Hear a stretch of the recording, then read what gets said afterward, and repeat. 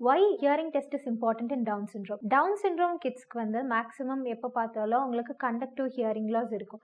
It may due to அவங்களோட நேரோவான ear canals main reason.